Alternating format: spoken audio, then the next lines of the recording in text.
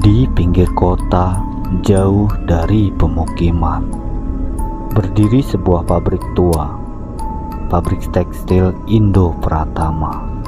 Dulu megah dan sibuk, kini sudah 5 tahun terbengkalai.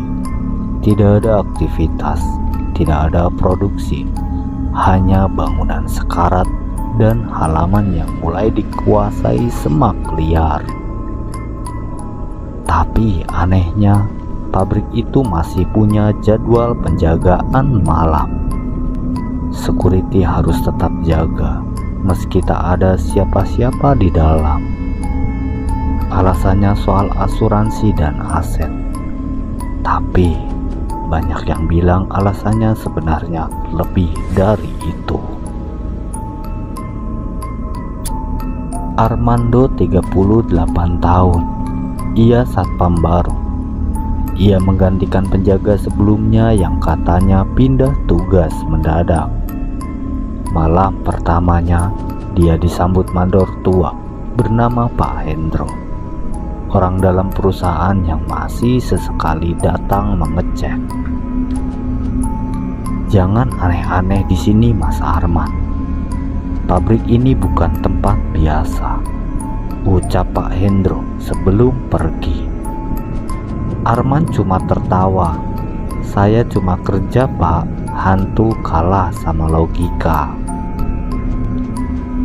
Dia masuk ke pos, sebuah ruangan sempit dengan monitor CCTV, lampu meja, dan map laporan jaga.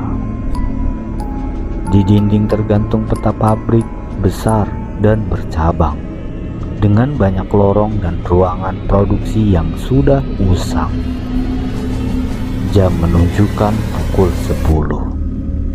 Malam pun dimulai.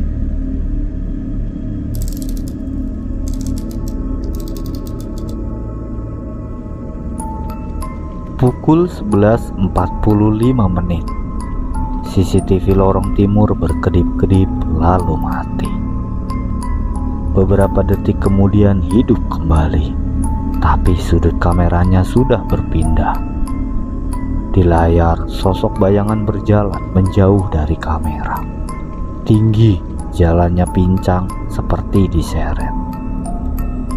Arman mengira itu mungkin pantulan atau gangguan. Tapi saat dicek, pintu ke lorong timur terbuka sendiri. Padahal sebelumnya dia yakin sudah menguncinya. Ia cek ke lokasi. Lorong itu gelap. Bau jamur menyengat. Lampu neon di plafon berkedip lemah. Di ujung lorong ada jejak darah, memanjang seperti diseret dari arah dalam. Arman tak berani masuk lebih dalam.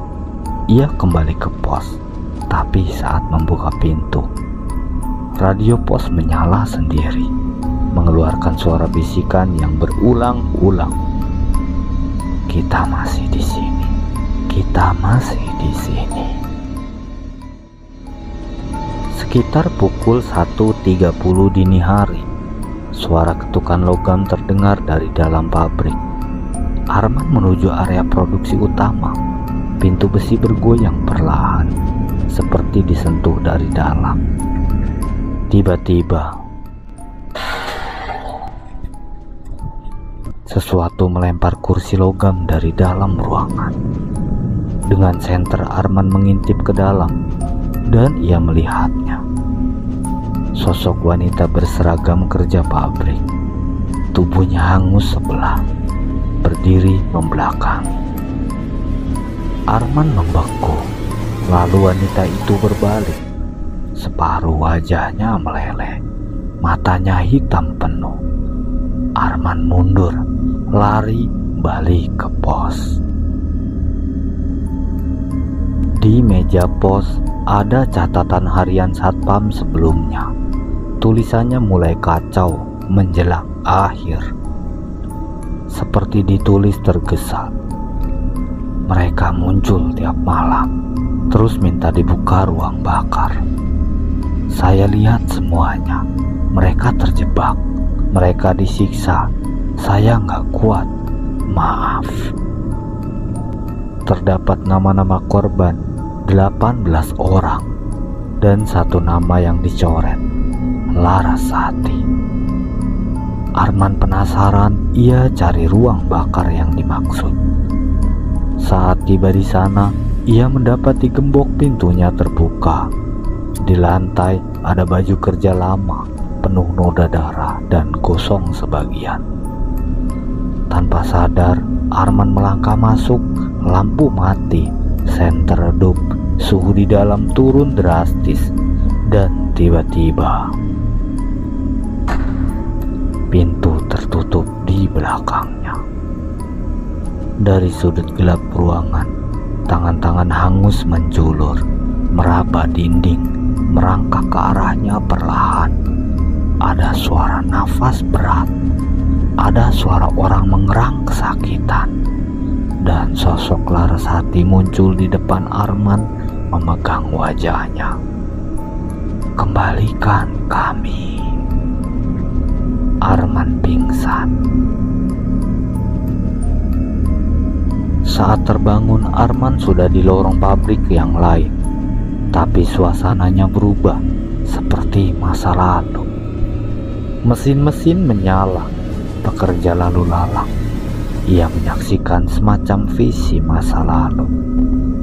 Ternyata saat kebakaran terjadi 5 tahun lalu, supervisor memilih mengunci ruangan demi mencegah api menjalar keluar. Para pekerja yang terjebak, termasuk Larasati. Yang lebih mengerikan, ada ritual pengorbanan tersembunyi.